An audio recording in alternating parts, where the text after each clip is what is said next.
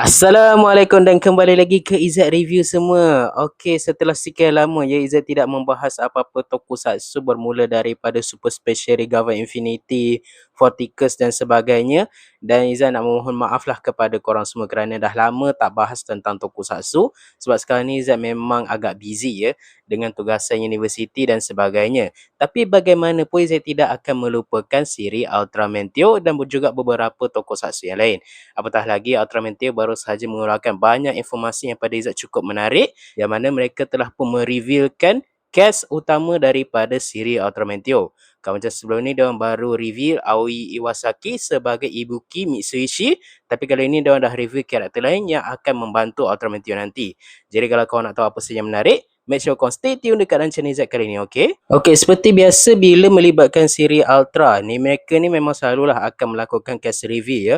Bukan setakat Ultra Series je lah. Even Kamen Rider pun selalu juga buat cast reveal. Sentai pun selalu juga buat cast reveal.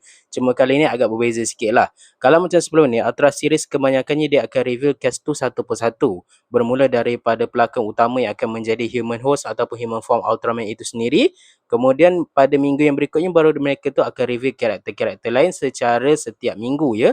Tapi untuk Ultraman Tale agak berbeza sikit kerana mereka tak mengambil pendekatan seperti itu. Sebaliknya Izzat rasa macam risau pula sebab tak ada langsung apa-apa update tentang Ultraman Tale.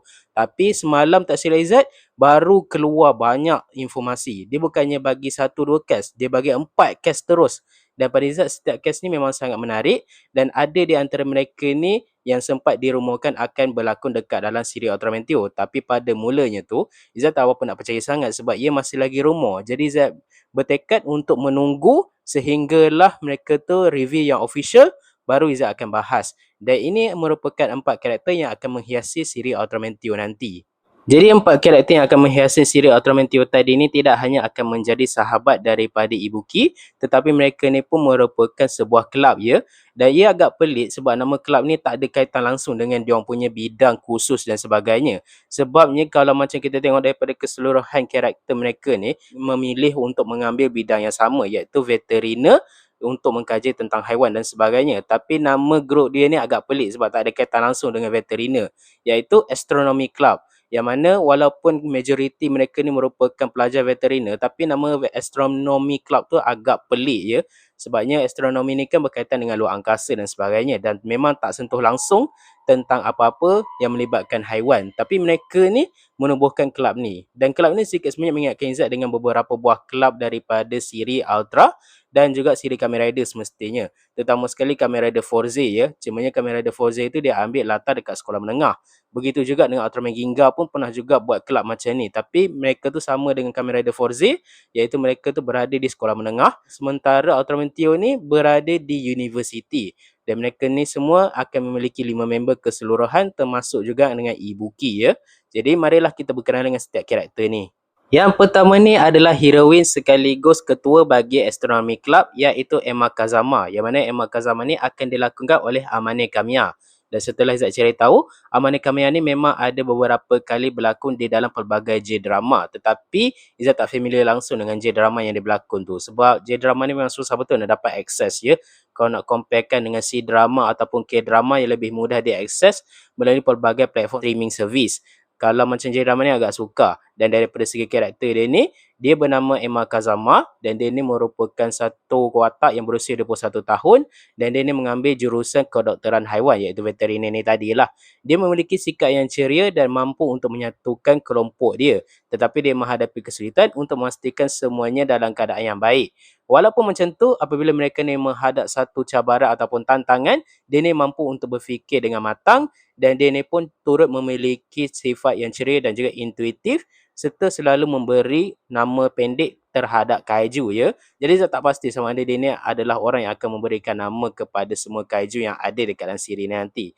Tapi pada Izzat mungkin dia sekadar bagi nickname je lah.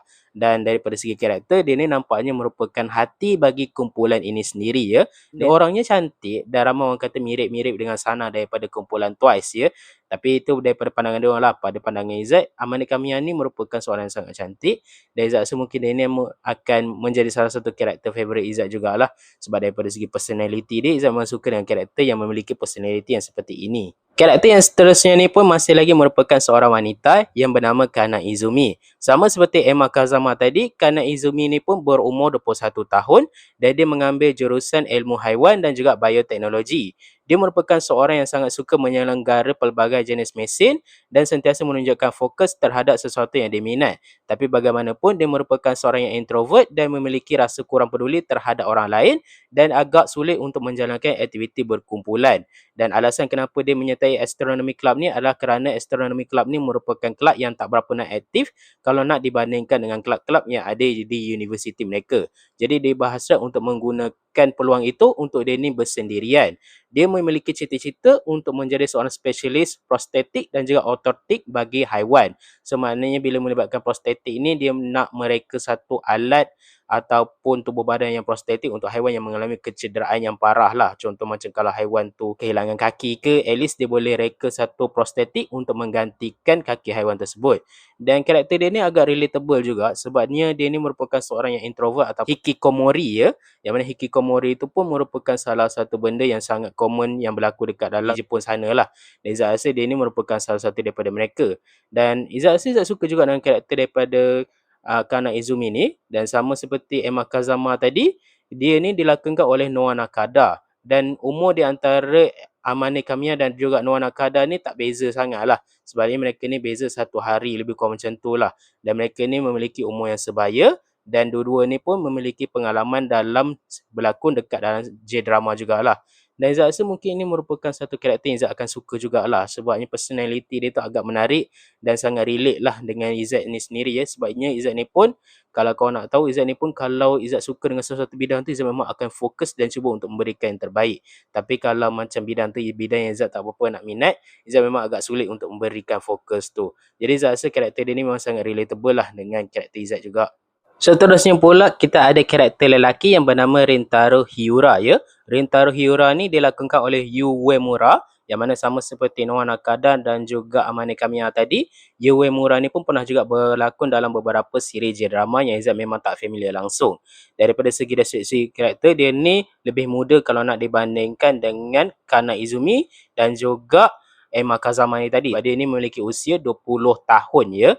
Dan tak hanya itu saja, tapi daripada deskripsi karakter ni, dia merupakan seorang yang berfikiran logis, pendiam dan juga boleh dikatakan agak dingin kalau daripada first impressionnya. Tapi dia merupakan seorang yang baik hati dan memiliki pengetahuan yang cukup luas juga. Tetapi bagaimanapun dia memiliki kelemahan tertentu yang mana dia menganggap itu merupakan satu kelemahan yang pada dia memang cukup kompleks jugalah.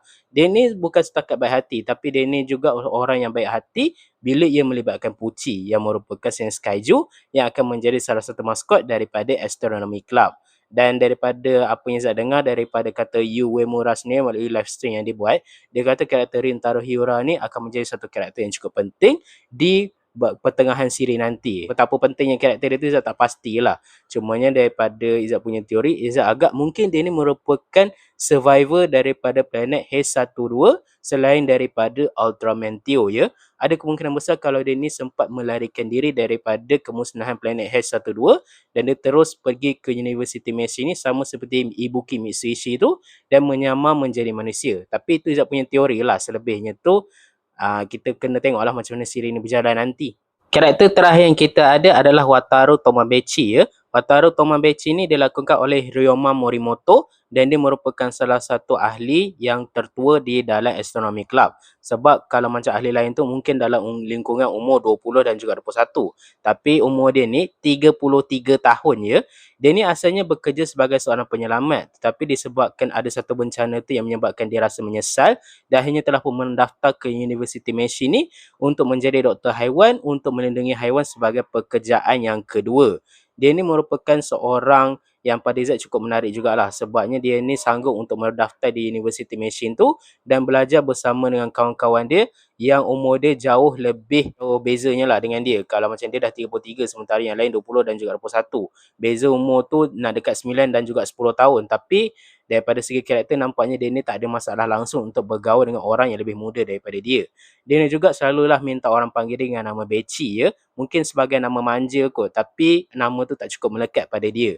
Dan pada Izzat ini merupakan satu karakter menarik juga dan karakter dia ni sedikit sebanyak mengingatkan Izzat pada karakter Komon Kazuki daripada siri Ultraman Nexus. Sebab seperti yang kita tahu, di awal siri Ultraman Nexus dulu, sebelum Common ni menjadi salah satu ahli daripada Knight Rider, dia merupakan seorang yang bekerja sebagai penyelamat sebelum dia akhirnya direkrut oleh Knight Rider untuk bekerjasama dengan mereka. Dan pada Zat karakter dia mirip-mirip lah. Dan karakter dia ni pun sedikit sebanyak mengingatkan Zat pada beberapa karakter daripada Super Sentai seperti Nosan daripada Kyoryuger, sebab Nosan ni pun merupakan salah satu karakter yang cukup tua di kalangan wira-wira yang masih muda ni. Sebabnya Nosan tu sendiri pun umur dia dah lebih kalau nak dibandingkan dengan Daigo dan juga kawan-kawan dia.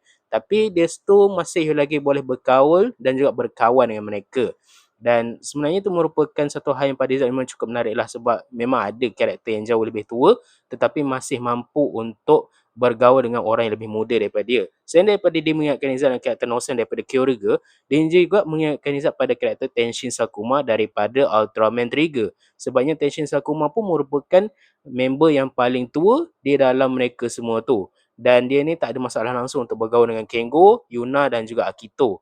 Tapi apa yang Izzat harapkan daripada karakter Wataru Tomodachi ni, Izzat harap mereka ni mampulah untuk develop karakter dia tu dengan baik kalau nak dibandingkan dengan Tenshin Sakuma tu. Tenshin Sakuma tu pada Izzat merupakan satu karakter menarik, tapi disebabkan mereka tak pernah develop karakter dia dengan bagus, karakter dia tu jadi seolah-olah macam NPC dan tak pernah kita kisah apa yang jadi pada dia. Dan Izzat harap mereka tu boleh baikilah kelemahan tu di siri Ultraman Tio ni nanti. Dan karakter terakhir sekali yang diperkenalkan oleh mereka adalah Pucci ya. Pucci ni merupakan salah satu karakter yang akan membentuk siri Ultraman Tio ni bersama dengan Ibuki dan juga pelajar Machine University yang lainnya. Dan dekat sini diceritakan kalau Ibuki dan juga Pucci ni bertemu di sebuah gunung yang terletak di belakang universiti. Dan semenjak daripada hari itu, dia telah pun diambil oleh Astronomy Club ni dan menjadi salah satu daripada mereka. Dengan rupa paras yang lembut, innocent serta memiliki suara yang comel dan juga manja, mereka ni terus menjadi sahabat. Dan Pucci ni pun memiliki pelbagai jenis ability yang luar biasa, serta dia juga sangat suka untuk memakan donat ya. Dan dia ni diberi nama Pucci oleh kebanyakan member, dan seperti biasa Emma ni memang kita tahu dia selalu bagi nama yang agak pelik untuk kaiju-kaiju. Jadi dia memanggil Pucci ni dengan nama Pushi Pai ya. Dan tak hanya itu saja, tapi dia ni pun akan dilakon suarakan oleh Yu Kobayashi. Yu Kobayashi ni merupakan pelakon suara yang pada Zack memang cukup famous lah dengan pelbagai jenis watak. Salah satu watak yang dia pernah buat yang saya ingat sampai sekarang adalah Dan Kuso daripada Bakugan Battle Brawlers dan juga Sasha Browse daripada siri anime Attack on Titan. Jadi dengan dia punya pengalaman sebagai seiyuu yang cukup lama ni, Izzat rasa dia ni mampulah untuk membawa karakter ni dengan baik. Dan seperti Izzat cakapkan sebelum ni, Pucci ni pun ada juga certain ability. Jadi ada kemungkinan besar mungkin Pucci ni pun akan berfungsi untuk membantu Ultraman Tio dalam pertempuran sama seperti Meteor Kaiju dan juga Monster Dimension Card pernah lakukan dulu. Dan dia ni pun merupakan satu karakter pada Zack memang cukup menarik jugalah. Sebabnya macam ada misteri yang masih belum terkuat tentang Pucci ni. Daripada mana dia datang, adakah dia berasal daripada planet H12 sama seperti Tio, dan macam mana dia boleh sampai ke bumi dan sebagainya kan. Dan pada Zack tu merupakan hal yang menarik lah untuk siri Ultraman Tio ni. Jadi itulah dia kesemua 5 karakter yang telah pun diperkenalkan oleh Suburaya Production pada hari semalam. Dan pada Zack ini merupakan satu karakter line up yang pada Zack memang cukup menarik. Zack memang sangat menantikanlah siri Ultraman Tio ni berjalan. Bila Zack tengok dengan jumlah 2 orang perempuan dan juga 3 orang lelaki tu, sedikit sebanyak Zack teringat dengan format Super Sentai. Sebab memang ada banyak Super Sentai yang menggunakan konsep 2 perempuan dengan 3 orang lelaki. Salah satunya tu adalah Deka Ranger, Maji Ranger, Bokenger, Gokaiger, Shinkenger dan juga Goseger selalu menggunakan format seperti itu, yang mana dekat dalam satu tim tu akan ada 2 orang perempuan dan juga 3 orang lelaki. Dan pada Zack itu merupakan hal yang menarik lah, sebab mirip-mirip dengan Sentai macam tu. Walaupun ini pernah dilakukan oleh Ultraman Ginga satu masa dulu. Dan pada Zack ini merupakan hal yang menarik. Dan Zack memang menantikanlah macam mana cerita ni akan bergerak nanti ya. Tak hanya itu saja, tapi ada satu lagi informasi yang pada Zack memang cukup menarik adalah sebabnya Suburaya ini turut memberikan informasi tentang setting utama daripada siri Ultraman Tio ni nanti. Yang mana setting utama Ultraman Tio ni akan berjalan di sebuah university machine, dan dia tu mengambil latar tempat di university sebenar yang berada di negara Jepun yang dipanggil sebagai Azabu University yang terletak di prefecture Kanagawa ya. Dan yang menarik juga adalah Azabu University ni merupakan salah satu universiti yang memang sangat terkenal di negara Jepun, dan dia merupakan universiti yang bertanggungjawab melahirkan banyak veteriner daripada sana juga. Dan tak hanya itu saja, tapi penulisan skrip dan juga setiap kali mereka ni ingin melakukan penggambaran di universiti tersebut, mereka tu akan diawasi oleh presiden universiti tersebut untuk mendapatkan satu shot yang memang betul-betul bagus, dan juga mereka ni boleh capture lah macam mana suasana dekat dalam kelas tu nanti. Tak hanya itu saja, tapi mereka ni juga turut meminta tunjuk ajar dan juga pengetahuan daripada profesor dan juga pensyarah yang berada di sana untuk menghasilkan adegan di universiti. Jadi nantinya kita boleh nampaklah akan ada pelbagai scene yang melibatkan veteriner yang memang cukup autentik yang akan dihidangkan oleh Suburaya Production nanti. Dan pada Zaid itu merupakan hal yang menarik ya. Dan apa yang Ultraman Teo ni cuba lakukan tu sama dengan apa yang Ultraman 80 cuba lakukan sewaktu penayangan dia dulu. Sebabnya pada awalnya dulu Ultraman 80 tu kalau nak diikutkan, dia nak buat macam style school drama. Sebab school drama waktu tu memang tengah popular dekat negara Jepun. Dan mereka berharap mereka boleh gunakan formula itu untuk menjadikan Ultraman 80 jauh lebih menarik. Tapi bagaimanapun disebabkan campur tangan daripada pihak televisyen waktu tu, mereka telah pun mengabaikan setting sekolah tu pada episod 13, dan apa yang berlaku selepas itu, mereka ni akan memfokuskan semula kepada style Ultra series yang lama balik. Dan ramailah orang kecewa, termasuk jugalah Hatsunori Hasegawa pun turut kecewa dengan tindakan daripada pihak TV itu. Dan lebih parah lagi, rating Ultraman 80 jatuh secara mendadak ya. Dan Zat harap untuk Ultraman Teo ni perkara tersebut tidak terjadilah. Dan Zat harap Suburaya memang akan menggunakan Universiti Azabu tu sebagai dia punya premis utama dan juga tempat utama lah. Sebabnya kalau macam kita ada scene universiti dekat dalam Ultra Series, pada Zat memang cukup rare jugalah. Dan itu merupakan satu perkara Zat memang nantikan jugalah. Dekat Ultraman Out sebenarnya ada, tapi dia macam tak banyak sangat. Jadi Zat rasa untuk Ultraman Teo nanti mungkin akan ada lebih banyak scene di universiti. Hal lain yang Zat rasa menarik adalah daripada live streaming yang dibuat oleh Yu Uemura tu sendiri ya. Yang mana Yu Uemura ni ada juga memaklumkan suatu, dia membuat live stream di Bilibili macam tu. Dia ni ada juga cerita tentang macam mana perjalanan Ultraman Teo ni nanti. Sebabnya dia lepas dia baca skrip tu, dia rasa kalau macam Ultraman Teo ni akan memiliki style yang lebih kurang sama dengan TV drama dan bukannya style yang sama dengan siri tokusatsu. Maksudnya tu macam mana? Maksudnya tu siri Ultraman Teo ni akan memiliki kesinambungan daripada satu episod ke satu episod. Dan itu bukanlah benda yang baru. Sebabnya benda macam ni memang dah ada semenjak daripada zaman era New Generation. Seperti siri Ultraman Jid, Ultraman Z, Ultraman Trigger dan juga Ultraman Deca menggunakan kaedah seperti ini. Jadi maknanya mereka tu akan kembali semula ke format seperti ini. Dan tak hanya itu saja, episod ni pun akan ada cerita yang kurang episodik lah kalau nak dibandingkan dengan Ultraman kebanyakan. Even kalau macam kita tengok Ultraman Omega pun dia tak adalah memiliki episod yang terlalu episodik sangat, sebabnya masih ada beberapa episod yang terhubung antara satu sama lain. Dan pada Zat itu merupakan satu langkah yang bagus, sebab Zat lebih suka kalau cerita tu memiliki kelanjutan daripada satu episod ke satu episod. Tapi mereka tu tak mampulah nak buat macam Ultraman Nexus dulu. Ultraman Nexus tu kita memang terasa dia punya sambungan daripada satu episod ke satu episod tu macam mana. Tapi pada Z mereka ni akan gunakan format macam yang pernah digunakan oleh Jid, Z, Trigger dan juga Deca ya. Dan itu merupakan satu perkara yang saya memang sangat suka. Dan Yu Uemura ni turut mengatakan kalau karakter Rintaro ni pun akan menjadi satu karakter yang penting ya. Dan itu sikit sebenarnya mengingatkan Zat pada karakter Yuichiro Asakage daripada Ultraman Deca ya. Soalnya pada awalnya tu kita nampak Yuichiro Asakage tu merupakan karakter sampingan biasa. Tapi dekat core yang kedua, kita dapat tahu kalau dia sebenarnya merupakan Agams yang merupakan satu karakter villain. Kalau macam Rintaro ni, Zat tak tahu macam mana dia punya karakter tu akan dibentuk. Adakah dia merupakan karakter yang baik ataupun dia sebenarnya merupakan survivor daripada planet H12 selain daripada Ibuki ni tadi. Cumanya dia merahsiakan benda tersebut daripada Ibuki. Sebenarnya kalau macam kita tengok dekat dalam siri Ultraman Leo sekalipun, dekat awal-awal siri tu kita ingat memang Leo sajalah yang terselamat daripada serangan alien magma di planet L77 tu. Tapi seiring waktu berjalan, kita dapat tahu kalau Leo tu sebenarnya ada satu lagi adik yang bernama Astra yang selamat bersama dengan dia. Dan itu saya rasa mungkin akan digunakan jugalah oleh Ultraman Tio ya. Tak hanya itu saja, tapi dalam masa yang sama Subaraya pun turut mengeluarkan beberapa permainan yang dia akan keluarkan tak lama lagi. Dan salah satu mainan tu adalah Ultraman Zero Cosmo Rise, yang pada Z design ni memang sangat simple dan juga cukup menarik. Nanti Z akan bahas tentang form tu lagi. Dan lepas tu kita ada juga ditunjukkan dengan salah satu kaiju yang telah pun muncul di dalam trailer Ultraman Tio sebelum ni. Yang mana kaiju pertama yang akan menjadi lawan kepada Ultraman Tio itu bernama Viaroga ya. Jadi inilah dia rupa Viaroga. Pada awalnya tu kita ni berteori kalau rupa dia ni akan mirip dengan Waroga. Sekali tak ada mirip langsung dengan Waroga ya. Sebaliknya dia merupakan kaiju yang bertanggungjawab memusnahkan planet Ultraman Tio itu sendiri, dan dia pun akan menjadi lawan utama daripada Ultraman Tio itu juga. Dan ini merupakan salah satu kajian Zat memang nantikanlah dia punya kemunculan dia. Jadi Zat rasa tu sahajalah video kita hari ni membahas tentang semua cast daripada siri Ultraman Tio. Memang pada Zat memang semua karakter ni memang pada Zat memang cukup menarik, tapi antara karakter yang Zat memang tertunggu-tunggu dan pada Zat memang cukup Izzat tunggu dia punya cerita dia adalah karakter Kana Izumi ya. Bukan sebab Kana Izumi tu cantik, tapi sebab dia merupakan salah satu karakter yang Izzat boleh relate lah dengan diri Izzat sendiri.